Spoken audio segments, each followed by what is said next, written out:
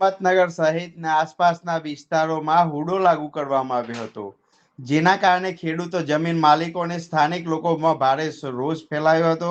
હુડોના નિર્ણય બાદ અનેક ગામોમાં લોકો એકજૂથ બની વિરોધ માટે મેદાને ઉતર્યા હતા. છેલ્લા 108 દિવસથી સતત રજૂઆત, રેડિયો બેઠકોના આવેદનપત્રો દ્વારા લોકોના પોતાના હક માટે લડત લડી રહ્યા હતા.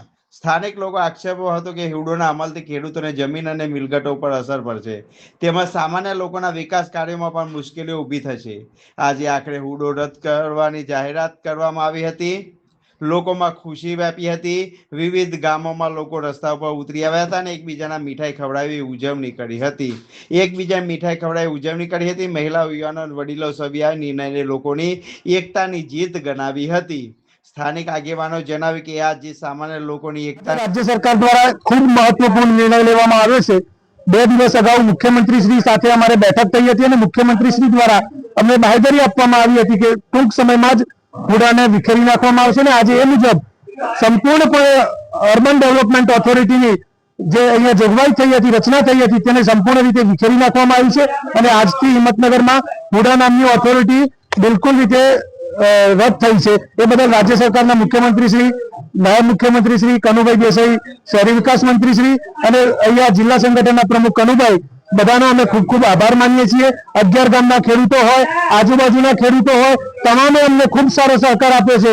આપ સૌ પત્રકાર મિત્રોએ પણ ખૂબ સારો સહકાર આપ્યો છે. ખાસ કરીને વીટીવી ચેનલે પણ જે તે સમયે આંદોલન સમયે અમારો અવાજ બનવાનો પણ પ્રયત્ન કર્યો હતો. એ બદલ વીટીવીનો પણ અમે આભાર માનીએ છીએ. હિંમતનગરની આજુબાજુના 11 ગામની અંદર 2012 થી જે અર્બન ઓથોરિટીની રચના કરવામાં આવી હતી તે 2015માં સ્થગિત કરવામાં આવી હતી અને 2023માં ફરીથી લાગુ કરવામાં આવી હતી.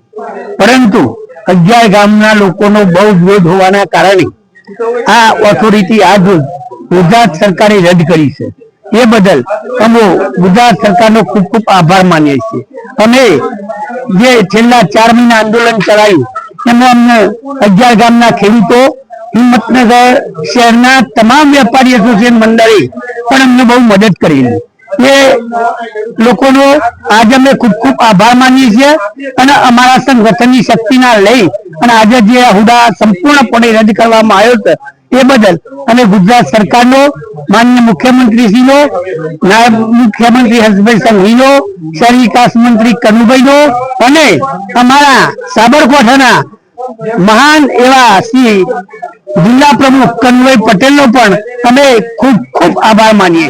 હુડા સંકલન સમિતિ દ્વારા જે મહાઆંદોલન હુડા રદ કરવા માટેનું ચલાવવામાં આવ્યું હતું એમાં સરકારના સહયોગથી અને ખેડૂતોના સહયોગથી ખૂબ સરસ આંદોલનો બાદ આજે હુડા રદ કરવાનો સંપૂર્ણ પરિપત્ર જે થયો છે એમાં ભારતીય જનતા પાર્ટી જિલ્લા પ્રમુખ શ્રી કનુભાઈ પટેલ, ગુજરાતના સીએમ ભૂપેન્દ્રભાઈ પટેલ, નાયબ મુખ્યમંત્રી હર્ષભાઈ સંઘવી, કનુભાઈ દેસાઈ સાહેબ અને રાજ્ય દેશના પણ વડાઓનો અમે આ તબક્કે ખૂબ ખૂબ આભાર માનીએ છીએ.